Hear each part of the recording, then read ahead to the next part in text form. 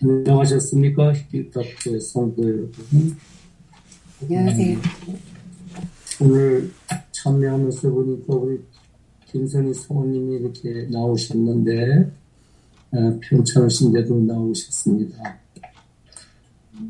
거기서 회복되시기를 힘드실 텐데, 우리 김선희 성우님이나 또한 이재찬 장로님, 또 아프신 분들을 위해서, 건강을 위해서, 오늘 밤 주무실 때들 기도해 주셨으면 감사하겠습니다. 네. 이제 우리 367장 주 안에 있는 나에게 367장 부르고 예배 시작하겠습니다. 찬미 후에 김연희 집사님 기도해 주시겠습니다. 네. 여러분 안녕하십니까. 이 스토킹 범죄를 막아야 할 경찰이 한동훈 장관의 주소와 가족이 적힌 뭐예요?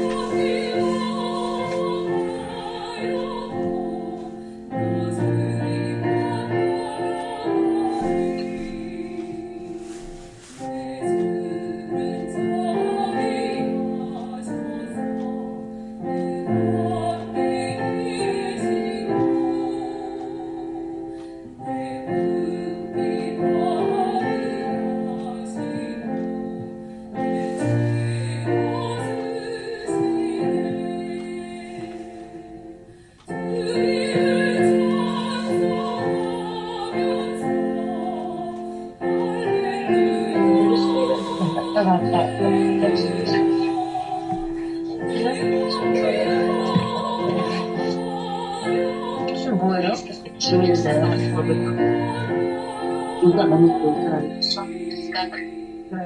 이거 그랬어. This guy can start cutting the dress. 나는 관심 That's the fun. Let's cover next. This is so long ones.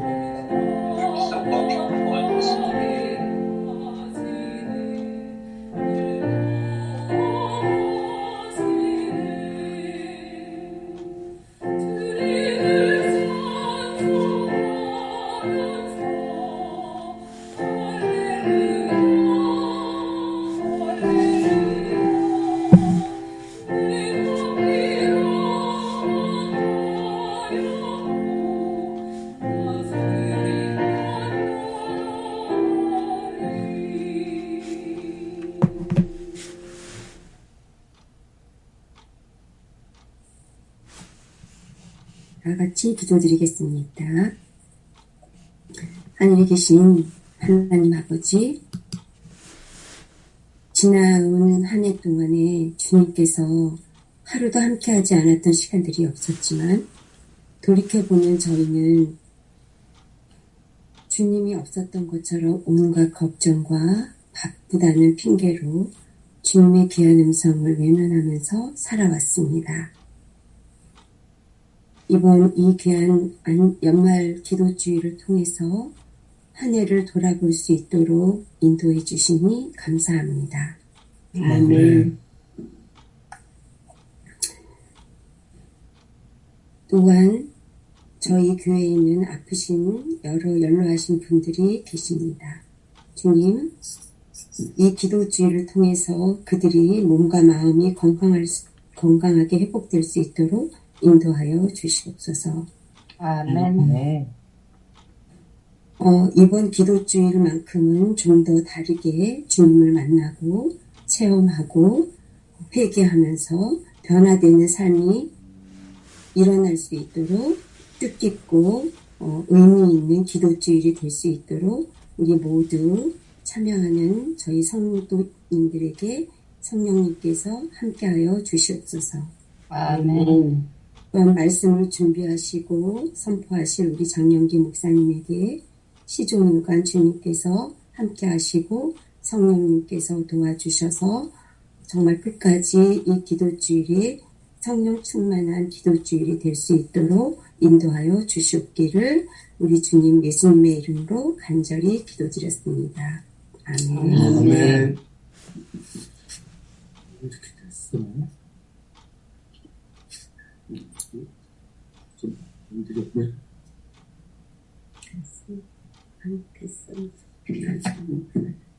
목사님 말씀하신다.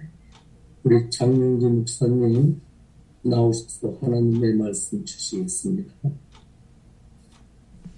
안녕하십니까. 네, 안녕하세요. 비록 이렇게 화면으로 만나 뵙고 있지만 우리를 같은 시간에 하나님의 말씀 앞에서 함께 모일 수 있도록 인도하신 하나님의 크신 은혜에 진심으로 감사를 드립니다. 하나님은 결코 멀리 떠나 계시지 않습니다. 저희가 잠깐만 멈추어 설 수 있다면, 그리고 우리의 몸과 마음을 주님께로 향할 수만 있다면, 그 하나님은 지금까지 나와 함께 하셨고 지금 나를 기다리고 계시고 내가 주님을 믿음으로 붙잡기를 바라고 계시다는 사실을 알게 되실 것입니다. 어제부터 시작된 연말 기도주일 동안에 저희 모두가 나와 함께 계신 그 하나님을 우리 꼭 더 가까이에서 만나게 되시기를 간절히 바랍니다. 신앙생활 속에서 두 가지의 봄이 굉장히 중요합니다. 첫 번째는 돌아봄이 중요하고요. 돌아보기만 하고 멈추면 안 됩니다. 항상 예수 그리스도를 깊이 생각하며 바라봄이 중요합니다.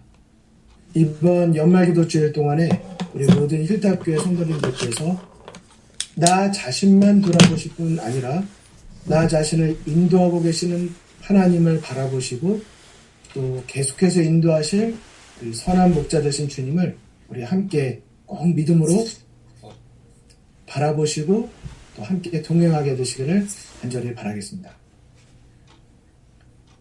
저희가 화면으로 오늘도 둘째 날 말씀을 이어가도록 하겠습니다.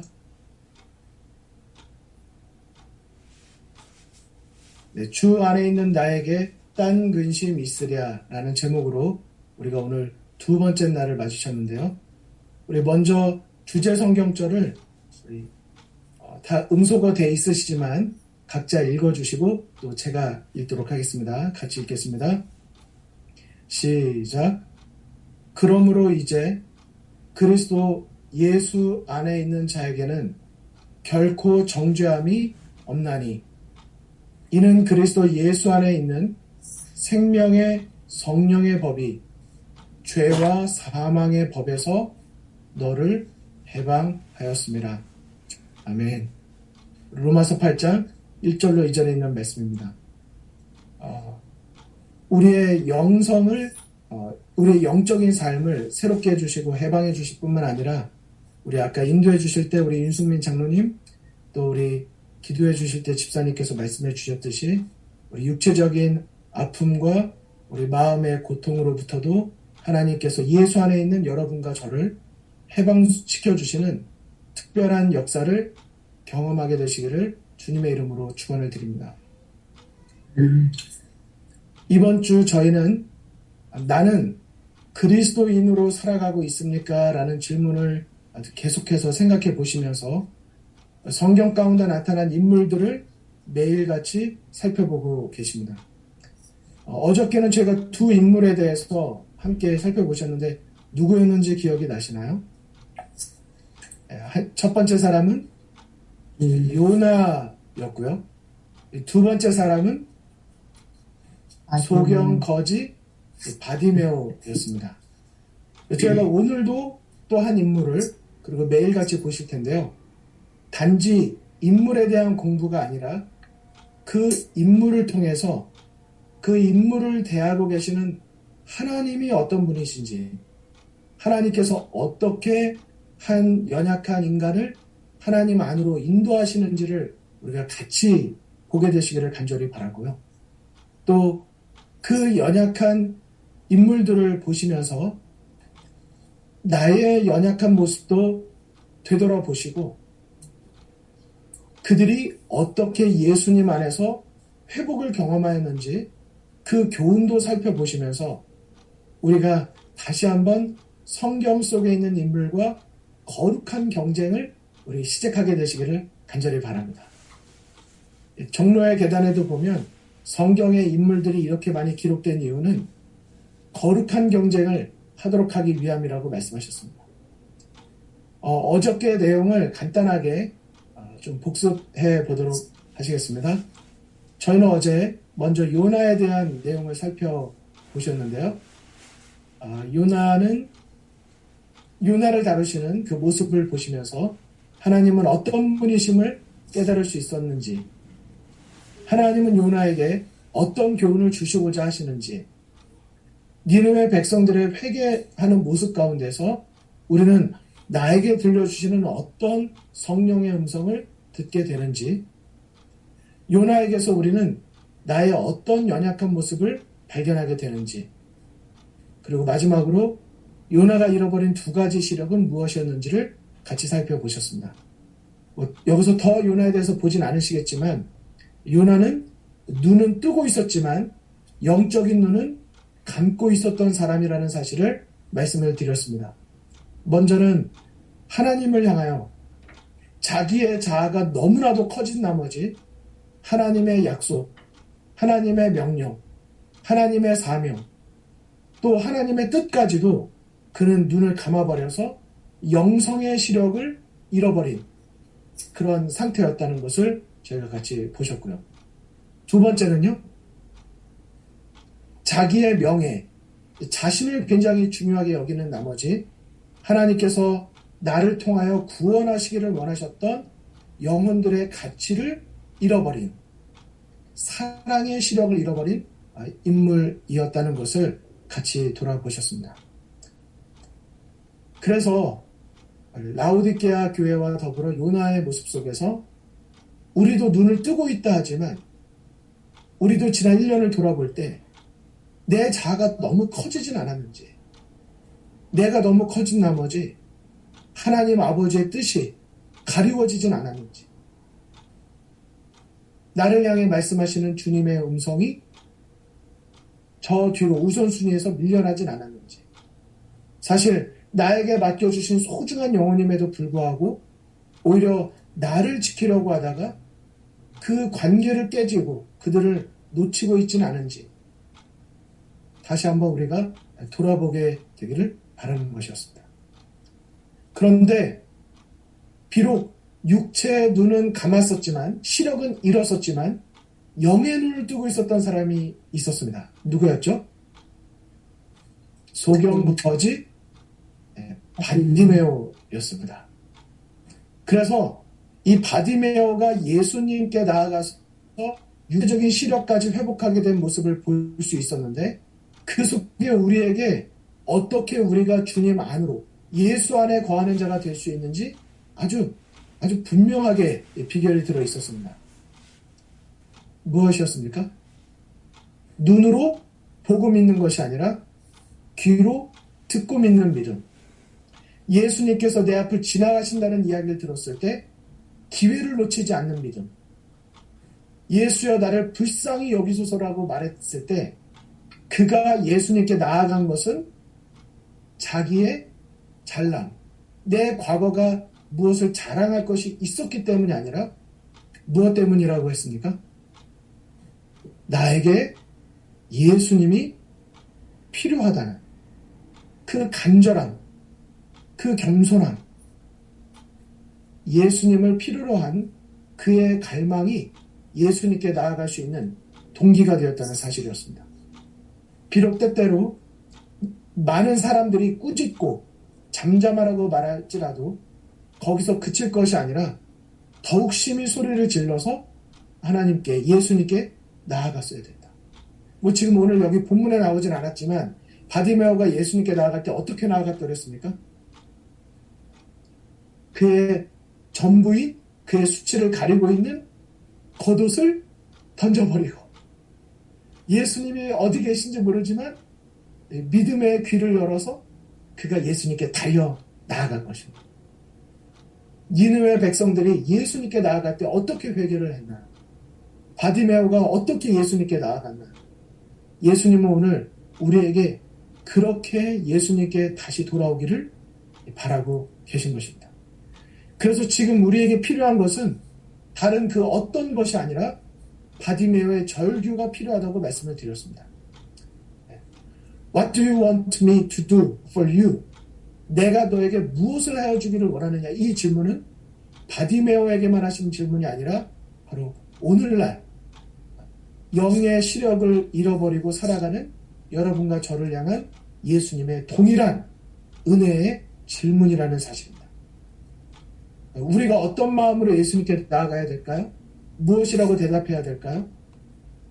I want to see. 보기를 원하나이다. 우리 이런 마음 갖기를 원하십니까? 우리의 영의 눈을 열어서 눈에 보이는 상황으로 하나님을 불평하거나 하나님을 떠나거나 할 것이 아니라 우리 믿음의 눈을 열어서, 영의 눈을 열어서 하나님의 뜻을 볼 수 있기를, 또 하나님께서 인도하시는 길을 볼 수 있고 따라갈 수 있기를, 무엇보다 예수님께서 내 믿음이 너를 구원하였다라고 말씀하신 것처럼 우리의 믿음의 눈이 열릴 수 있기를 우리가 기도해야 할 것입니다. 이사야 55장 6절에 말씀하셨습니다. 우리 이 구절은 음소거가 되어 있을지라도 우리 화면에 보이시면 다 같이 읽어주시면 감사하겠습니다. 시작. 너희는 여호와를 만날 만한 때에 찾으라. 가까이 계실 때에 그를 부르라. 그를 부르라. 아멘이십니까? 가까이 계실 때 그를 부르라고, 만날 만한 때에 찾으라고 말씀하십니다. 바로 이번 주가, 그리고 바로 오늘이 우리와 가까이 계신 주님을 부를 그날임을 기억하시기를 간절히 바라고, 우리 탕자가 아버지께 들어왔을 때 기쁨처럼 우리 하나님을 아버지로 우리 다시 모시게 되시기를 간절히 바랍니다. 오늘은 이 내용의 기초로 해서 두 번째 인물, 우리 제목 베드로가 예수님께 드린 고백들이라는 제목으로 말씀을 드리도록 하겠습니다.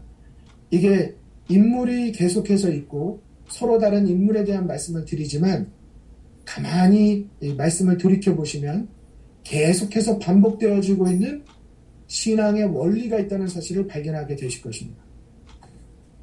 어저께 요나도 그가 하나님의 얼굴을 피하여 도망갔다가 하나님께서 그를 구원해 주셨을 때 그가 구원받고 끝난 것이 아니었습니다. 그에게 맡겨주신 사명이 있었던 것처럼 베드로도 동일한 모습을 보게 되실 것입니다. 자, 그러면 오늘의 말씀을 보시도록 하시겠는데요. 화면을 어제처럼 조금 화면에 좀 제가 나름대로 최선을 다해서 준비를 했는데 우리 말씀만 들으시기보다는 우리 줌이기 때문에 우리 화면으로 보시면 더 도움이 되시리라고 생각이 됩니다. 자, 이 인물이 누구일까요? 왠지 머리가 벗겨지고 수염이 많이 있고요. 그 앞에 보니까 어떤 열쇠도 좀 놓여 있습니다. 누구같이 생겼습니까? 네, 오늘 주제처럼 베드로입니다. 이 베드로는 만난 적도 없는데 왠지 베드로 그러면 목소리도 어떨 것 같으세요? 굉장히 걸걸할 것 같습니다. 걸걸할 것 같고 뭐 우락부락할 것 같고 좀 무서울 것도 같고, 그런데 이 교육 85쪽에 보면 예수님의 제자들의 특성들을 아주 자세히 설명해 놓은 부분이 있습니다. 근데 그 중에 제가 다 읽지 않고 구주께서 당신의 동역자로 부르신 사람들 가운데 베드로는 뭐라고 묘사가 되었느냐면 세 가지 특징이 나와 있습니다. 첫째, 충동적이고, 둘째, 자부심이 강하고, 그러면서도 세 번째, 온정적인 베드로였다라고 되어 있습니다. 자, 우리 베드로 하면 성경의 인물 가운데, 베드로 하면 성경의 여러 사건들 가운데 어떤 사건들이 기억에 있으십니까? 성경에 보면 베드로가 예수님께 드린 여러 고백과 여러 사건들이 있었지만, 특별히 베드로가 예수님께 드린 아주 유명한 세 개의 고백이 있다고 나오고 있습니다. 베드로의 3대 고백이라고 말하는데요. 여러분, 첫 번째 고백은 무엇이었을까요? 그리스도시. 이 시간 순서대로 따졌을 때 첫 번째 고백은 여기 화면에 보시는 것처럼 누가복음 5장 8절에 기록된 고백입니다. 주여 나를 떠나소서, 나는 죄인으로소이다. 이것을 이 베드로의 첫 번째 고백으로 보았을 때 이것이 신앙의 출발점이라고 말합니다. 그리고 신앙의 출발점은 어디부터 출발하냐면 나의 죄인됨을 고백하는 데서부터 출발한다는 것을 보게 됩니다. 두 번째 보실까요? 베드로의 두 번째 고백은 무엇이었을까요? 베드로의 두 번째 고백은 마태복음 16장 16절에 있는 말씀입니다. 익두스라고 어저께 잠시 말씀을 드렸었죠. 주는 그리스도시요 살아계신 하나님의 아들이시니이다. 신앙이 출발을 했는데 거기서 멈춰져 있는 것이 아니라 신앙이 자라나는 것입니다. 신앙의 성숙을 의미하는 것이죠. 신앙의 성숙은 신앙의 고백을 의미하는 것입니다. 베드로의 생애 가운데 세 번째 예수님께 드린 고백은 무엇일까요? 네, 바로 이 화면에 보시는 그림처럼 베드로의 세 번째 고백은 요한복음 21장 17절에 있는 내용입니다. 내가 주를 사랑하는 줄 주께서 아시나이다. 그런데 이 세 번째 고백은 예수님 앞에 굉장히 의미가 있습니다. 비록 신앙의 출발을 하고 신앙의 성숙을 이뤄왔다 할지라도 여전히 우리의 연약한 죄된 본성 가운데서 때로는 우리가 넘어지지만 예수님께서는 세 번째 고백을 할 수 있는 기회를 주신다는 사실입니다. 신앙의 재기를 위한 발판을 마련해 주실 때 우리가 할 고백은 사랑의 고백이 되어야 한다는 사실입니다. 내가 무엇을 할 것입니다 는 고백보다 내가 주를 사랑합니다 라는 고백이 더 예수님께서 원하시는 고백인 것입니다. 먼저 오늘 말씀을 시작하면서 우리 힐탑교회 성도님들에게 삶에 이 세 가지 고백이 축복이 되기를 간절히 바랍니다. 이번 한 주간 예수님 앞에 기도 드리실 때 그냥 기도만 드리시는 것이 아니라 베드로의 세 가지 고백, 내 신앙의 출발을 돌아보고 나의 연약한 죄인됨을 고백하고 또 예수님이 나의 구주가 되심을 우리가 성숙함으로 인정하고 그리고 내가 주를 사랑한다는 이 고백이 바로 여러분과 저의 고백이 되기를 간절히 소망합니다. 자, 여기 그림에 보시면 베드로가 있다는 공통점이 있는데요. 베드로가 둘 다 물고기를 잡고 있는데 이 두 장면의 차이점이 무엇인지 혹시 아실까요? 네, 왼쪽의 그림은 예수님의 배에 타고 계시다는 특징이 있고요. 저쪽은, 오른쪽은 예수님께서 배 바깥에 계시다는 특징이 있습니다. 또 어떤 다른 점이 있을까요? 왼쪽은 누가복음 5장의 사건을 말하고 있고 오른쪽은 요한복음 21장의 사건을 말하고 있습니다. 누가복음 5장이 베드로의 첫 번째 고백이었고요. 요한복음 21장이 베드로의 세 번째 고백의 배경이 됩니다. 한번 질문 드려보겠습니다. 누가복음 5장에서 물고기를 많이 잡는 이 사건하고 요한복음 21장에서 물고기를 많이 잡는 이 사건에 지금 말씀드린 것 외에 어떤 차이점이 있는지 혹시 기억이 나시는지요? 자, 이제 성경절을 제가 보여드리도록 하겠습니다. 누가복음 5장 3절로 6절에 보시면 예수님께서 시몬에게 이르시기를 깊은 데로 가서 그물을 내려 고기를 잡으라고 말씀하십니다. 어디로 가라고 그랬습니까? 그물을 어디에 내리라고 그랬습니까? 깊은 데로 가라고 그랬습니다. 그러자 시몬이 대답을 해요. 선생이여, 우리가 밤이 맞도록 수고를 하였으되 얻은 것이 없지만은 말씀에 의지하여 내가 그물을 내리리다 라고 말합니다. 그러자 고기를 내온 것이 심이 많아서 그물이 어떻게 됐습니까? 그물이 찢어집니다. 그러자 다른 동료 배가 오라 그래서 이제 같이 싣게 됩니다. 근데 요한복음 21장의 내용을 보면요. 예수께서 바닷가에 서셨지만 제자들이 예수신지를 알지 못했습니다. 예수님께서 너희에게 고기가 있느냐라고 물었자 없다고 대답합니다. 그러자 예수님께서 그물을 어디에 던지라고 말씀하세요? 배 오른편에 던지라고 말씀하십니다. 아까는 깊은 데에 던지라고 말씀하셨는데 요한복음 21장에서는 배 오른편에 던지면 얻겠다라고 말씀하십니다. 고기가 많아서 그물을 들 수 없게 되었는데 시몬 베드로가 올라가서 그물을 육지에 끌어올리니 그물이 가득히 찬 물고기가 나오는데 누가복음에는 그물이 찢어졌고 고기 숫자가 안 나오지만 요한복음 21장에는 물고기 잡힌 수가 나옵니다. 몇 마리입니까? 153마리. 여러분 잘 아시듯이 이게 무슨 볼펜 사건이죠? 모나미 153 볼펜 그 일화가 바로 이 본문에서부터 나왔다는 것은 아마 많이 유명해서 알고 계실 것입니다. 그리고 요한복음 21장에 보면 그물이 찢어지지 아니하였더라라고 이렇게 차이점이 나와 있습니다. 이게 뭐 큰 의미를 둘 건 아니지만 이런 차이가 있다는 것을 제가 볼 수가 있습니다. 시대소망에도 보면 요한복음 21장에 이렇게 물고기를 많이 잡는 이 장면이 그냥 있는 일이 아니라고 설명이 나옵니다. 예수님이 부활하신 다음에 예전에 바닷가에서 그분을 따르라고 명령하시던 장면이 그들에게 생생하게 떠올랐다. 지금 예수님께서 지금 이렇게 요한복음 21장에서 물고기를 많이 잡게 하시고 배 오른편에 던지라는 말씀이 이 누가복음 5장과 그냥 별개의 사건이 아니라는 것입니다.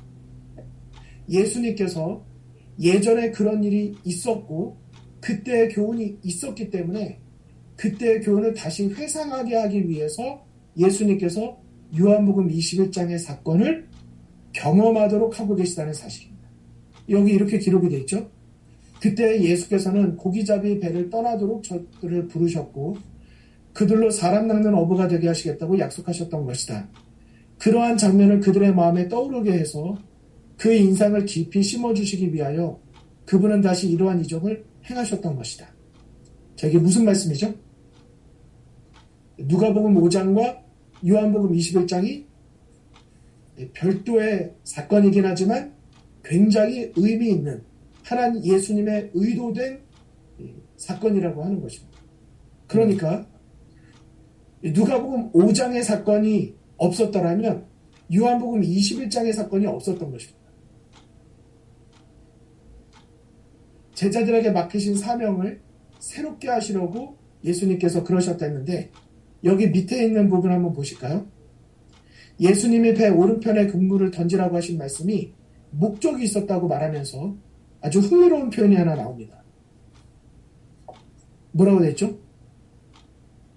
그 편 해변에 당신이 서 계셨다. 그것은 믿음의 편이었다. 만일 그들이 그분과 연결되어 힘써 일한다면, 즉 그분의 거룩한 능력에 저희 인간의 노력을 결합시킨다면 그들은 결코 실패하지 않고 성공할 수 있을 것이다. 자, 그러니까 요한복음 21장만 잠깐 돌아보시면요. 요한복음 21장의 사건이 예수님의 배 오른편에 던지라고 했지만 그 편에 누가 계신 편이었습니까? 예수님이 서 계신 쪽이었어요. 예수님이 서 계신 쪽이었어요. 그러니까 예수님께서 지금 누가복음 5장의 사건의 기록을 통하여, 경험을 통하여 요한복음 21장에서 뭘 말씀하시는 것입니까? 그들이 예전에 경험했던 믿음, 예전에 고백했던 믿음을 다시 회복하기를 원하고 계신 장면을 보게 되는 것입니다.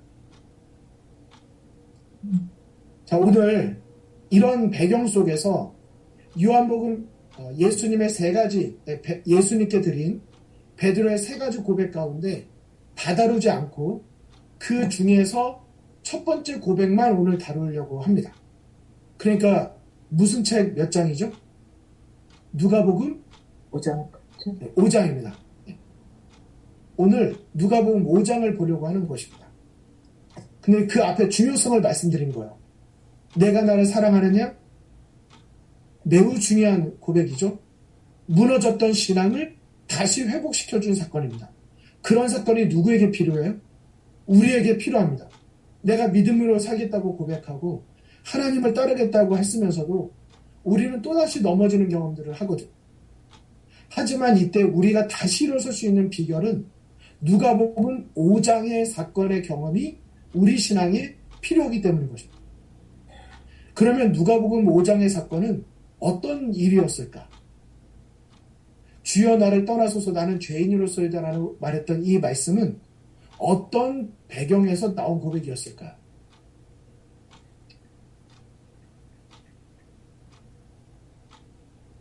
시대소망 245쪽 제25장 해변에서의 부르심에 보면 이 예수님께서 이 누가복음 5장에서 나온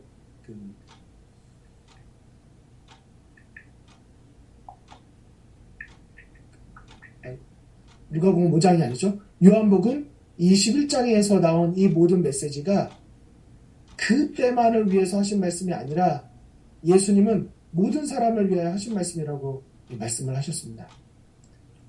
성령을 통하여 갈릴리 바다의 그 어부의 배에서 말씀하셨던 그 음성은 종말까지 인간의 마음에 화평을 말하여주는 음성으로 들릴 것이다. 죄송합니다. 제가 이거를 윗부분을 제가 놓쳤는데요.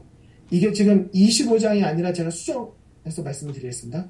지금 이 시대소망 245쪽은 누가복음 5장의 사건을 가지고 말하고 있는 것입니다. 그런데 잠시 뒤에 제가 이제 몇 장인지 말씀을 드릴 텐데요. 오늘 볼 누가복음 5장은 그냥 베드로에게만 하신 말씀이 아니라 그리고 오늘을 살아가는 우리 모두를 향하여 주신 말씀이라는 사실인 것입니다. 자, 이제 이런 배경을 가지고 잠깐 보시도록 하시겠습니다. 예수님께서 말씀을 하실 때 많은 사람들이 예수님에게 다가왔습니다. 그런데 너무 많은 사람들이 예수님에게 몰려온 아침이었기 때문에 예수님께서 더 이상 갈 곳이 없으셨어요. 그래서 물고기를 다 잡고 낚시를 끝내고 돌아와서 그물을 씻고 있는 베드로에게 말씀을 하십니다. 그리고 그의 배에 올라타셔서 말씀을 하십니다. 예수님의 말씀을 듣기 위하여 많은 사람들이 정말 여기 그림에 보시는 것처럼 이 바다 끝, 해변가 거의 끝까지 와서 있는 것입니다. 예수님께서 더 이상 물러날 곳이 없으셨어요. 그리고 선택한 배가 누구의 배였습니까?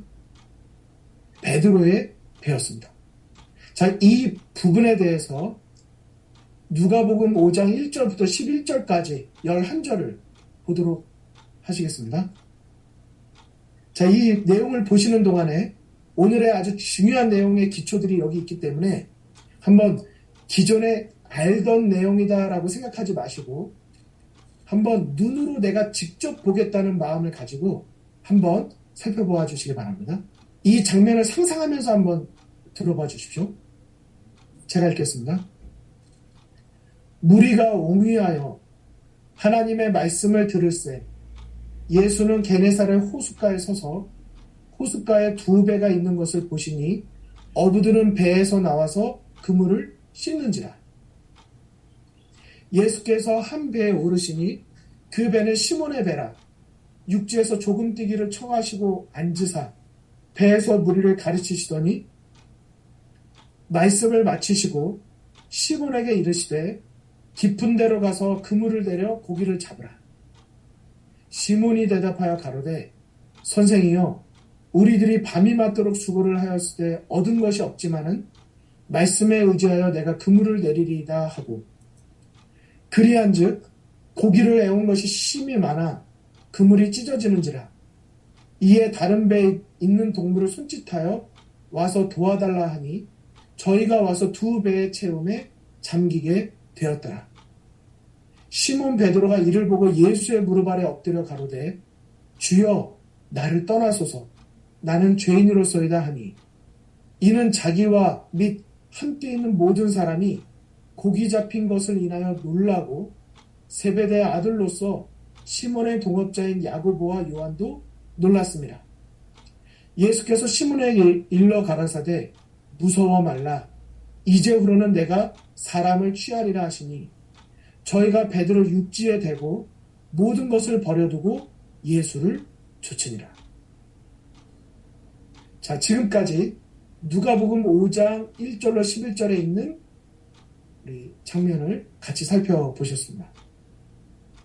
자, 이제 이 본문을 읽으셨고 이미 너무나도 잘 아시는 말씀인데 제가 질문을 4가지를 드리도록 하겠습니다. 자, 첫 번째 질문입니다. 이 사건은 베드로가 예수님을 처음 만난 사건일까요? 아니면 이전에 이미 예수님을 만난 적이 있었을까요? 두 번째입니다. 내가 만일 베드로였다면 이때 어떤 생각을 했을까요? 여기서 말한 이때란 베드로에게 그물을 내리라고 예수님에게 베드로에게 예수님께서 배에 올라타셔서 말씀을 하시고 또 그물을 내리라고 했을 때 내가 베드로였다면 어떤 생각이 들었을까? 세 번째입니다.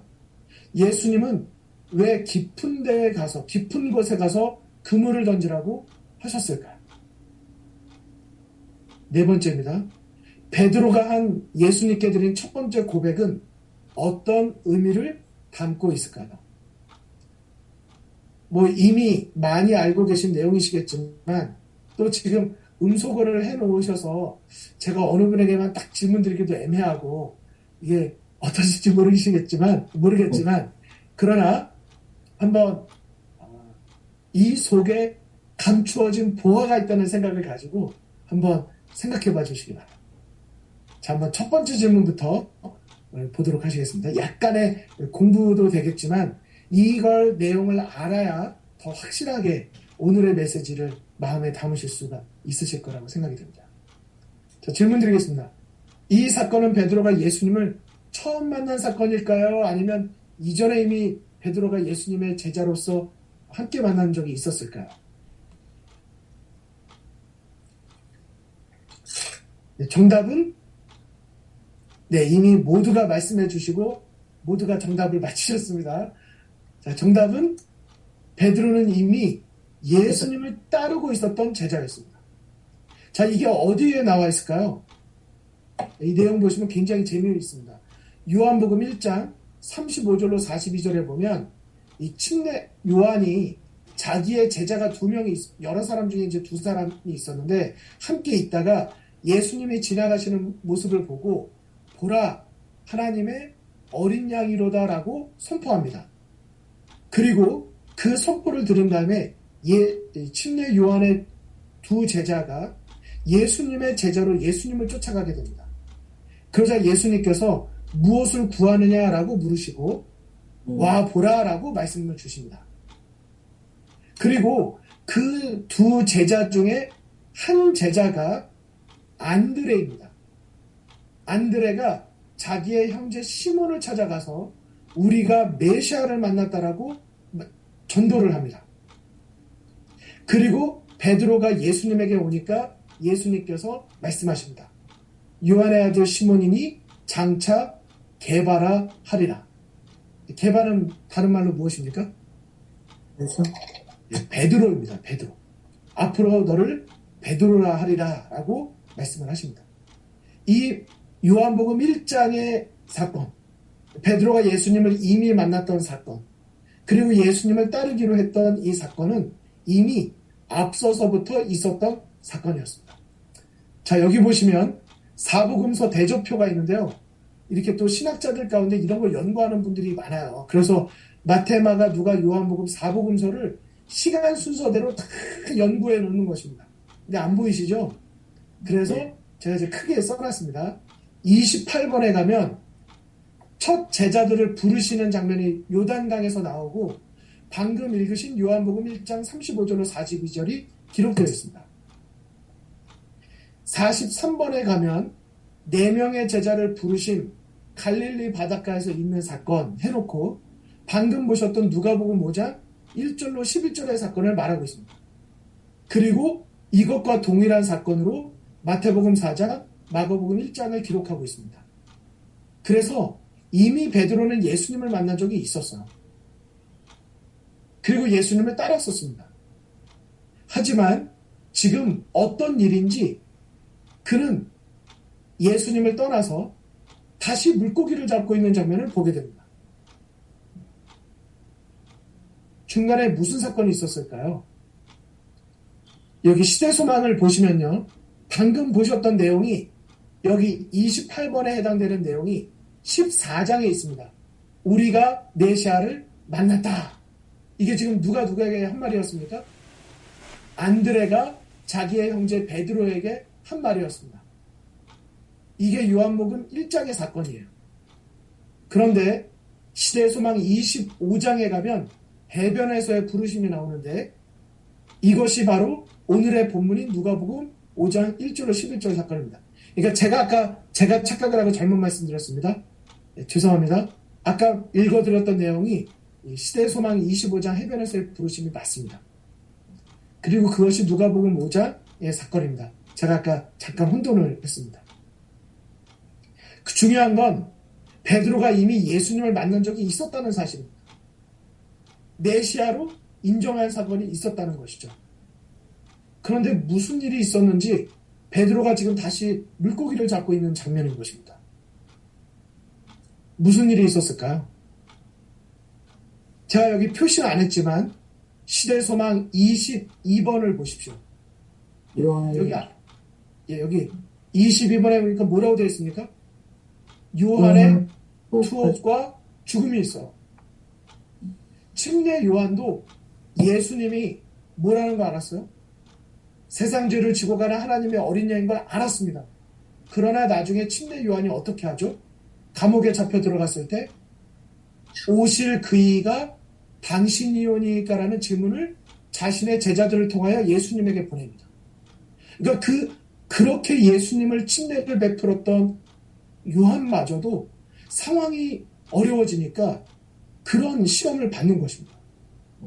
요한의 말을 듣고 예수님을 따랐던 이 베드로나 이 제자들마저도 그들이 따랐던 침례 요한이 투옥을 대고 죽음에 이르게 되는 장면을 보았을 때 그들이 예수님에게 자신들의 인생을 다 맡길 수 있을까에 대한 고민이 든 것입니다.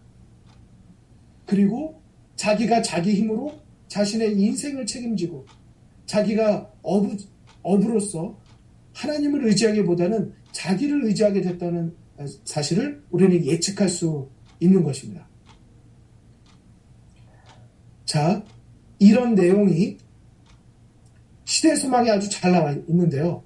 방금 14장과 25장에 나왔다고 말씀을 드렸는데 빨간색 글씨만 보시겠습니다. 14장에 보면 둘 중에 하나는 시몬의 형제 베드로였고 다른 하나는 전도자 요한이었다. 그리스도의 최초의 제자는 안드레와 전도자 요한이었습니다. 그런데 안드레는 그의 마음을 가득 채운 기쁨을 나누어 주려고 그의 형제를 찾아갑니다. 우리가 메시아를 만났다고 초리를 쳐요. 시몬은 2번 말할 때까지 뭐 하지 않았습니까? 기다리지 않았습니다. 그리고 구축궤로 급히 갔습니다. 얼마나 베드로가 성격이 급한지 아시겠죠? 충동적이고 뭐 이런 사람인 것입니다. 자, 그러면 베드로가 지금 예수님에게 첫 번째 만난 것이 아니라는 것을 전제로 하고 이 두 번째 질문을 보시겠습니다. 내가 만일 베드로였다면, 그러니까 내가 베드로란 말은 무슨 말입니까? 한때는 예수님을 따랐지만 지금은 예수님에게 모든 걸 맡기기가 너무나도 혼란스러운 상태입니다. 이런 상태에서 하루 종일 그물을 낚시를 하다가 한 마리 못 잡고 와가지고 있는데 예수님께서 내 배에 올라타시고 낚시를 하라고 말씀하시는 장면입니다. 자, 이 부분에 대해서 아까 본문에 있는 내용들을 조금 더 살펴보시면 어부들은 배에서 나와서 뭘 했다고 그랬습니까? 물을 씻었다. 여러분 생각해 보세요. 그물을 씻었다는 건 무엇을 의미하죠? 배를 고기부터 잡았다. 낚시를 더 이상 안 하겠다는 뜻입니다. 나 할 거 다 했고 입이 다 정리가 끝났다는 거예요. 여러분 생각해 보십시오. 교회에서 어떤 행사를 하거나 내가 정말 수고해가지고 많은 시간을 들여서 노력을 해서 뭔가를 다 끝냈는데 갑자기 목사님이 오셔서 혹은 수석장로님께서 오셔서 아 이거 다시 해야 될 것 같다고 이거 좀 꺼내달라고 얘기하면 어떠시겠습니까? 아주 작은 순간에도 아 이거 그물 씻고 다 씻어놨는데 또다시 이거 하자 그러면 참 이거 곤란합니다. 베드로가 그런 마음인 거죠. 그런 베드로에 오르시고 예수님께서 앉으시고 거기에서 시간을 보내며 무리를 가르치시고 그러시다가 말씀이 끝나자 그 깊은 데로 가서 그물을 내려 고기를 잡으라고 말씀하시는 거죠. 이 부분에 대해서 시대소망은 밤이 다시 없이 좋은 시간이지 낮은 가망 없는 시간이라고 말합니다. 이 만나 주석에 보면 4가지의 이유를 대고 있거든요. 첫째, 예수는 고기잡이에 관한 지식이나 경험이 없는 목수였다는 사실. 둘째, 고기 잡는데 최적의 시간은 밤인데 지금은 태양이 바다에 눈부시게 비추고 있는 아침이라는 것. 세 번째, 그물을 내리는 데는 적당한 깊이가 좋은데 예수는 깊은 데로 가라고 했다는 점. 넷째, 시몬은 고기를 잡기 위해 지난 밤을 세운 까닭에 몹시도 지쳐 있었고 게다가 깨끗하게 씻어놓은 그물을 다시 내려 간밤의 헛수고를 다시 하고 싶지 않았을지도 모른다. 여러분 이 4가지가 마음에 와 닿으십니까? 충분히 베드로가 따질 수 있는 것입니다. 이 시대소망은요, 베드로는 낙심에 있었다고 말합니다. 그리고 그 외로운 시간에 감방에서 홀로 괴로워하고 있는 침례 요한의 운명에 대하여 생각하고 있었다. 자신의 직업까지 자기를 실망하게 하였다. 앞으로의 전망, 그동안에 전도했지만 실패한 일들, 여러 사람들의 악의와 그 괴롭힘, 이런 모든 것들을 생각할 때 그가 능률이 오르는 것이 아니라 정말 빈 그물을 주목하여 보면서 그의 미래는 낙심으로 암담해 보였다고 말하고 있는 것입니다. 여러분, 이 순간이 어쩌면 저와 여러분의 모습 아닌가? 여러 가지를 생각할 때 아주 희망적이신가요? 내 환경보다 내 신앙의 모습을 돌아보시면 어떠신가요? 지쳐있고 낙심되고 또 뭔가 해야 되나 이런 생각이 들지는 않으십니까? 그런데 그런 나에게 예수님은 다가오셔서 또 뭔가를 하라고 말씀하지 않으시나요? 나는 이것이 처음이 아니라 전에도 한번 했었는데 여러 가지 상황을 또 돌이켜보면 정말 포기하고 싶은 마음이 더 크지 희망을 걸기에는 너무나도 마음이 어렵지는 않으십니까? 자, 3번째입니다. 예수님은 왜 깊은 곳에 가서 던지라고 말씀하셨을까요? 요한복음에는 배 오른편에 던지라고 말했다고 했습니다. 자, 배 오른편은 어느 편이었다고 아까 같이 보셨죠? 예수님 계신. 예수님의 계신 편이었습니다. 예수님의 계신 편. 그러니까 그리고 예수님의 계신 편은 무슨 편이라 그랬죠 아까?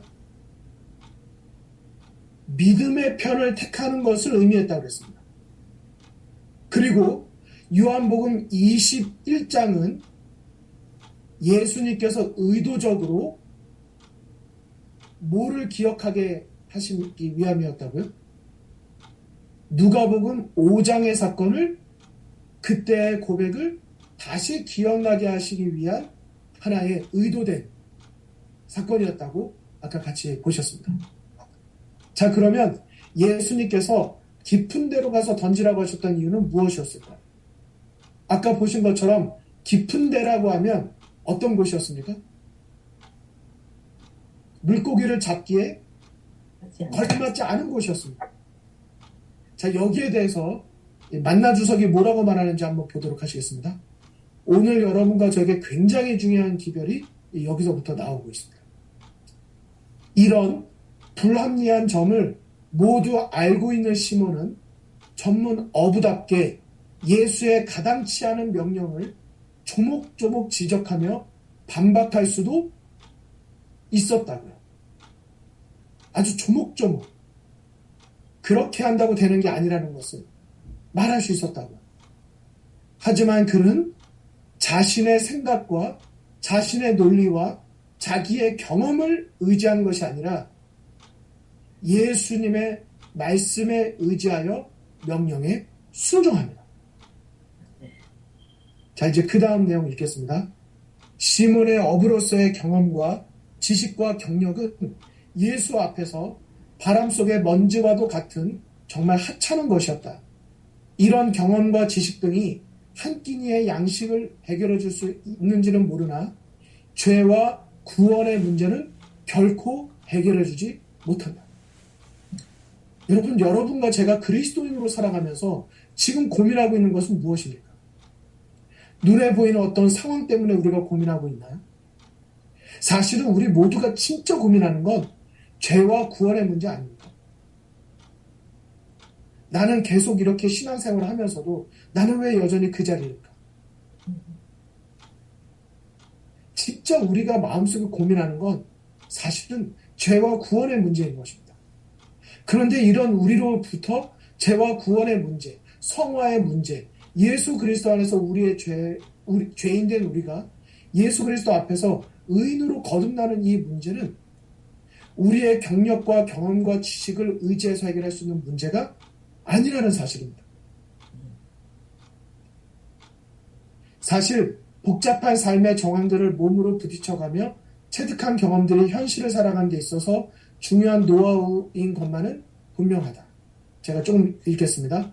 그러나 때로는 이러한 경험들과 스스로 설정한 원리나 기준으로 인해 하나님의 은혜를 거부게 되는 경우가 있다.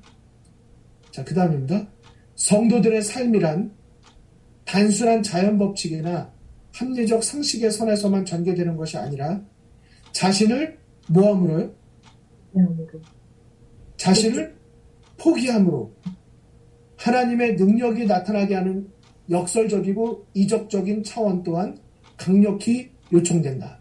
특히 베드로와 같이 하나님의 일꾼으로 부르심을 받은 자는 끊임없이 자기를 비우고 오직 하나님의 인도하심에 전적으로 의탁하고 순종하는 신앙훈련을 반드시 겪어야만 하는 것이다. 인간의 실패, 그것은 하나님의 기회이기도 하기 때문이다. 여러분, 아멘이십니까? 네. 우리의 삶에서 회복해야 될 것은 무엇일까요? 여기 그림을 한번 잠깐 묵상해 보실까요? 깊은 데로 가서 그물을 던지라는 명령에 베드로는 감정적으로, 육체적으로, 정신적으로, 논리적으로, 경험적으로 많은 이유를 들어서 그는 조목조목 반박하고 내가 왜 이것을 해도 소용이 없는지를 말할 수 있었습니다. 하지만 베드로는 그렇게 하지 않았습니다. 내가 지쳐있는 것, 내가 낙심해 있는 것, 그는 그 어떤 것으로 나아가려 하지 않고 그는 말씀에 의지하여 순종함으로 그물을 내립니다. 자, 여기 이때 보니까 여기 그림에 보니까 어떤 장면이 굉장히 특이하고 와닿으십니까? 뭐 특이한 점이 안 보이시나요? 물고기가 그물에 잡히려고 있는 것 같아요. 네, 그것입니다. 본래는 그물이 있으면 물고기가 다 도망가야 되는데 이 그림에 보니까 물고기가 죄다 그물에 잡히겠다고 지금 서로 다투어 그물 속으로 가는 장면이 나와 있습니다. 물고기도 예수님의 명령에 순종하는 것이죠.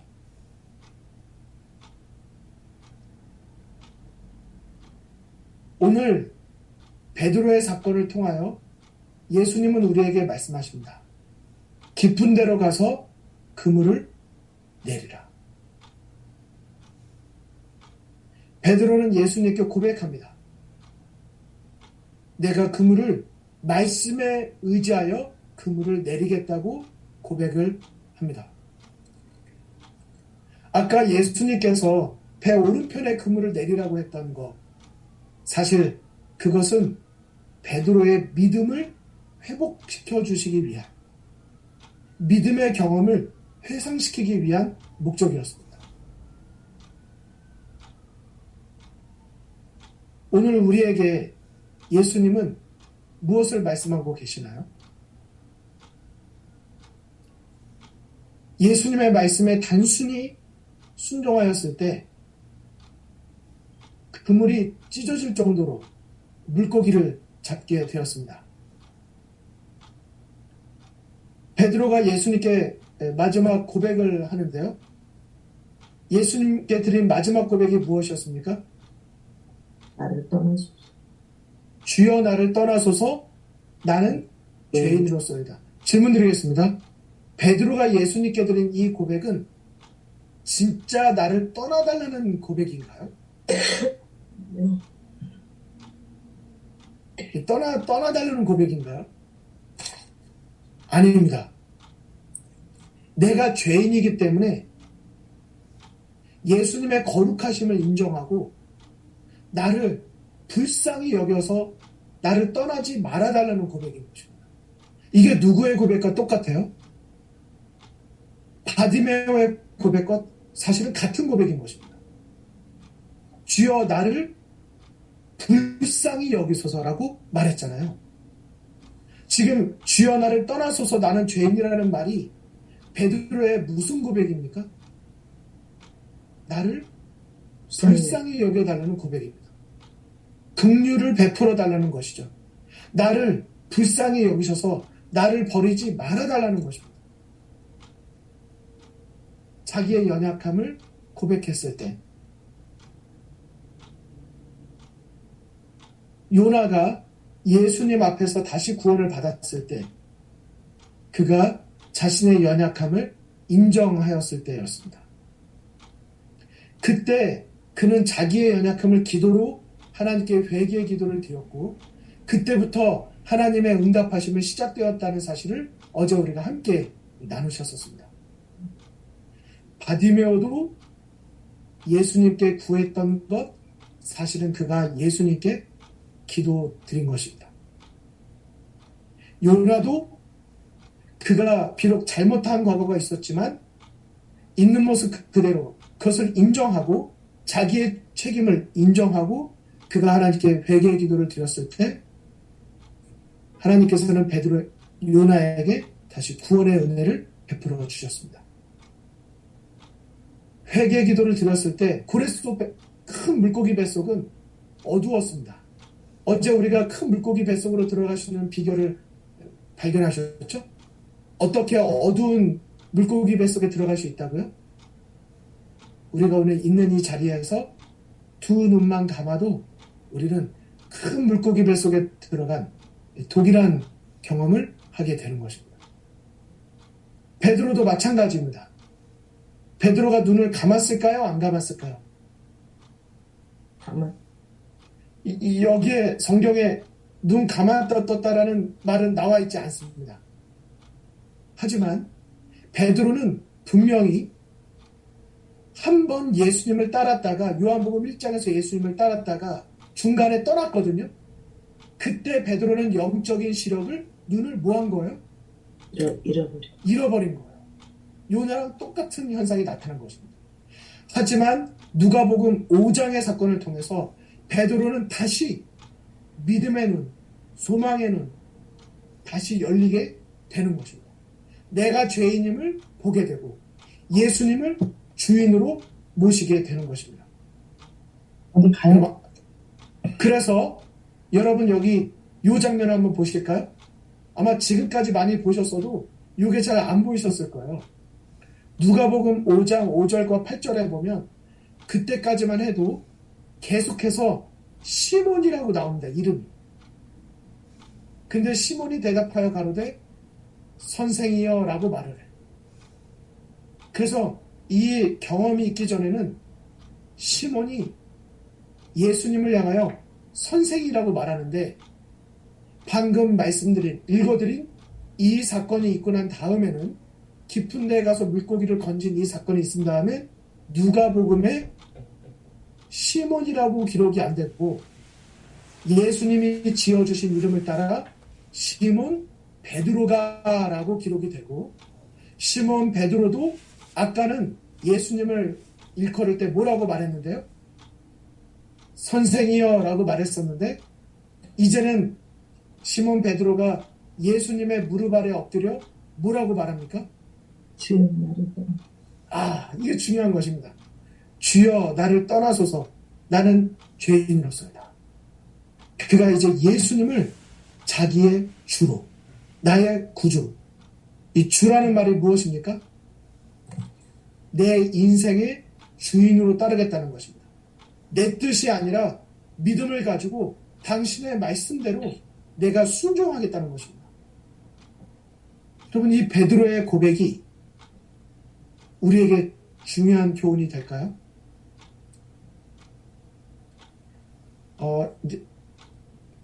이제 맞춰야 될 시간이 이제 또 어제처럼 다 됐는데요. 교육 88쪽에 있는 내용을 마음 같아서는 지금 다 읽고 싶은데 그러면 좀 부담이 되실 것 같아서 여러분 교육 88쪽에 있는 내용을 개인적으로 꼭 읽어주시길 바라고요. 제가 색깔 표시한 부분만 읽도록 하겠습니다. 연약한 사람이 강한 사람으로 라는 제목인데 이 베드로에 대한 내용입니다. 제가 읽겠습니다. 노란색 글씨를 보실까요? 예수님께서는 특별한 사랑과 인내를 가지고 이 성급한 제자를 다루심으로 그의 자만을 견제하시고 그에게 겸손과 순종과 신뢰를 가르치고자 노력하셨다. 자, 이제 우리가 처음에 말씀드린 것처럼 이게 단순히 베드로와 예수님의 이야기로만 보실 게 아니라 베드로를 다루시는 모습을 통하여 나를 다루시는 하나님이 어떤 분이신지 하나님이 나를 어떻게 대하시는지를 보시고 베드로가 어떻게 예수님께 돌아갔는지 베드로의 문제가 무엇이었는지를 보시면서 나의 오늘날의 문제가 무엇이고 내가 어떻게 예수님께 돌아갈 수 있는지를 살펴보시는 것입니다. 아시겠죠? 자, 그러면 그 다음 보시겠습니다. 마음이 무거울 때마다 예수님께서는 제자들의 뭐를 열어서요? 눈을 열어서. 마음이 무거울 때마다 예수님께서는 제자들의 눈을 열어서 당신이 당하시는 시련과 고난을 보게 하려고 애쓰셨다. 그러나 그들의 눈은 뭐 했어요? 닫혀 있었습니다. 왜요? 알려고 하지 않고. 그것을 알려고 하지 않았기 때문에 보지 못한 것입니다. 여러분 이건 굉장히 중요한 것입니다. 하나님이 안 계셔서 그분이 우리와 동행하지 않으셔서 오늘 우리에게 멀리 계셔서가 아닙니다. 만약 우리의 눈이 열릴 수만 있다면 그리고 우리가 눈이 열리기를 바라고 간구할 수만 있다면 바디메오의 간절함으로, 요나의 간절함으로, 베드로의 진실함으로 우리가 기도를 통하여 하나님께, 예수님께 나아가기만 한다면 예수님께서는 바로 우리의 눈을 열어주시고 만나주시고 해결해 주신다는 사실인 것입니다. 제일 밑에 보시면 자기를 의지하는 자에게 있어서 시련은 패배를 의미한다. 그리스도라 할지라도 완전히 버리지 아니한 죄의 확실한 결과는 어찌할 수 없으시다. 여러분, 예수님이 어찌할 수 없는 것이 있습니다. 우리가 어제 요나가 그랬던 것처럼, 오늘 베드로가 자신의 힘을 의지하려고 했던 것처럼, 우리가 만일 우리 자기 자신만을 의지하기를 원한다면 시련은 패배를 의미하게 되는 것입니다. 하지만 파도가 베드로를 휩쓸어 버리려고 할 때 그리스도의 구원의 손길이 펴졌던 것처럼 큰 물결이 우리의 영혼을 휩쓸려고 하는 그때에도 예수님께서는 그를 구원하기 위하여 사랑을 베푸신 것처럼 오늘날에도 우리가 여러 가지 풍랑 가운데 휩쓸리다가 시선을 놓쳐서 물에 빠진다 할지라도 즉시 베드로의 손을 붙잡아 주신 예수님께서는 우리들을 건져주시고 구원해 주신다고 하는 사실인 것입니다. 예수님은 말씀하셨습니다. 내가 너희를 위하여 기도한다고 말씀하셨습니다. 자, 여기 있는 표현을 잘 보십시오.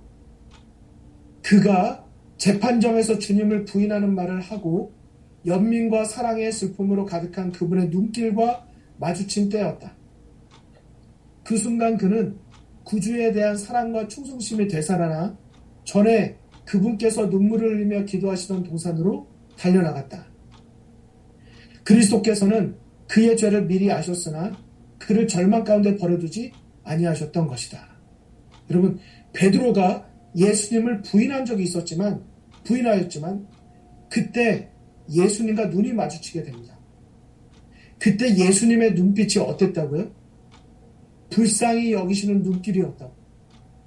만약 예수님의 눈빛과 마주치지 못했거나 예수님과 눈을 마주쳤는데 예수님의 눈길이 아주 매서운 눈길이었다면 베드로는 회개하지 못했을 거라고 말하고 있는 것입니다.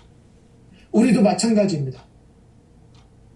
우리가 연말 기도주일, 우리가 회개하고 여러 기도의 시간을 갖지만 여러분에게 호소드리고 싶은 것은 예수님의 얼굴을 바라보게 되시기를 간절히 바랍니다.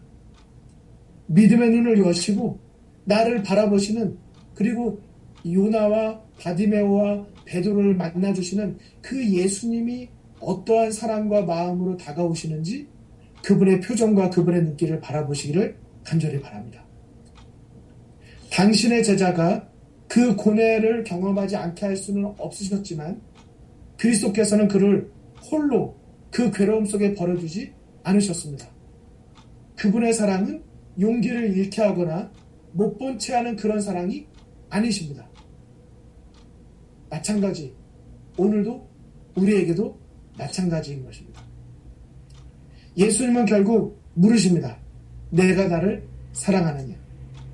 자신의 연약함과 그리스도의 능력을 완전히 깨달은 베드로는 이 누가복음 5장의 사건을 지나고 여러 가지 우여곡절들이 있었지만 예수님을 부인하고 저주하는 일까지 있었지만 그러나 다시 요한복음 1장의 사건을 통하여 21장의 사건을 통하여 베드로는 자기의 연약함을 완전히 인정하게 됩니다.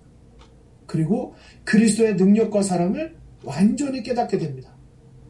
그 뒤로는 베드로는 자기를 의뢰하는 것이 아니라 예수님을 신뢰하고 순종할 준비가 되었습니다. 그리스도의 힘으로 말미암아 그는 주를 따라갈 수가 있게 되었다고 말하고 있습니다.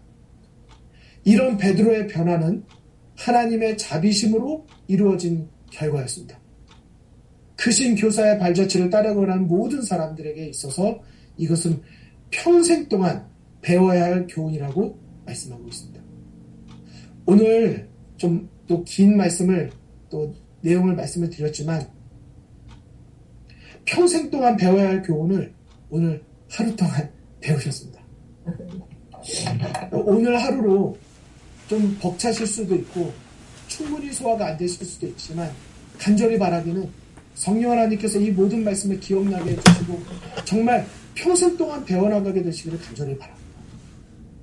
베드로가 했던 그 고백, 누가복음 5장의 사건이 바로 여러분과 저의 사건이 될 때 우리는 요한복음 21장에 내가 주를 사랑하는 줄 주께서 아신다는 고백도 할 수 있게 되는 것입니다. 결국 베드로는 어떻게 죽었습니까? 예수님과 똑같이 십자가에 죽을 수 없다. 그래서 십자가에 달리되 거꾸로 들임을 받아서 죽게 되었습니다. 순교하게 되었습니다. 베드로가 완전히 자아를 비운, 정말 내 안에 예수님을 구주로 모신, 분명히 십자가에 달려 죽을 때 베드로는 누가복음 5장의 사건, 그 고백을 기억했을 것입니다. 나는 죄인으로서이다. 오늘 긴 말씀을 같이 나누셨습니다. 주여 나를 떠나소서, 나는 죄인으로서이다. 신앙의 출발점, 내 죄인됨의 고백. 우리 오늘서부터 다시 우리도 누가복음 5장으로 다시 시작하기를 원하지 않으십니까? 하나님의 관계를 다시 회복하기를 원하지 않으십니까? 두 번째 고백으로, 세 번째 고백으로 계속 자라나게 되기를 원하지 않으십니까? 그렇다면 깊은 데로 가서 그물을 내려 고기를 잡으라는 말씀에 순종하시기를 간절히 바랍니다.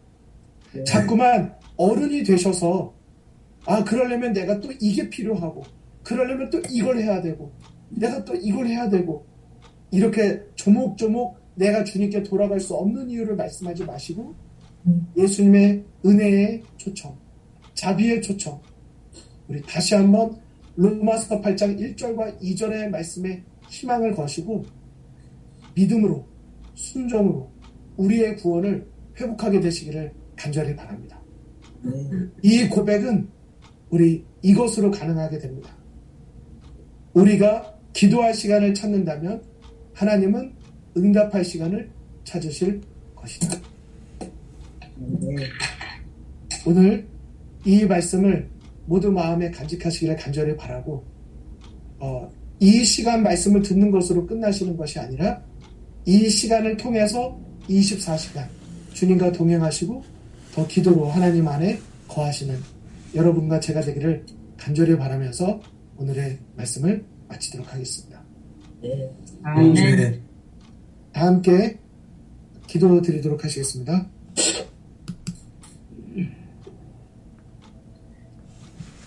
아버지 하나님, 베드로에게 경험되어진 첫 번째 고백, 두 번째 고백, 세 번째 고백이 힐탑교회 모든 성도님들께서 각자 신앙의 여건과 위치는 다르시겠지만 하나님께 드려지는 첫 번째 고백이 되고 두 번째 고백이 되고 세 번째 고백이 되게 하여 주시옵소서. 힐탑교회 모든 성도님들이 다시 한번 낙심되고 지치고 어려운 현실을 바라보지 마시고 그런 중에 나에게 다가오셔서 깊은 데로 가서 그물을 내리라는 그 예수님의 음성을 듣게 하여 주시옵소서. 아멘.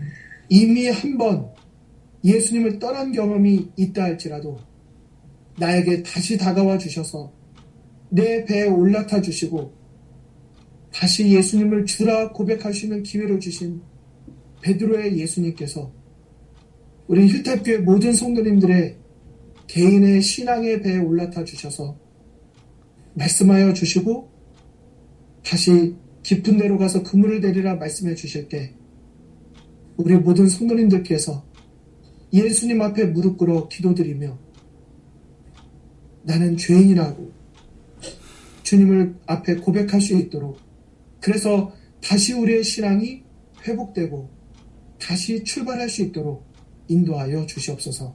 아멘. 이 모든 말씀 예수 그리스도 이름으로 간절히 기도드리옵나이다. 아멘. 감사합니다. 감사합니다. 감사합니다. 네, 감사합니다.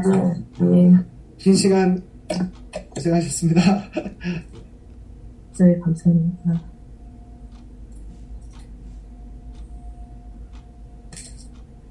네, 그러면 저는 내일 뵙도록 하겠습니다. 네. 목사님 감사합니다.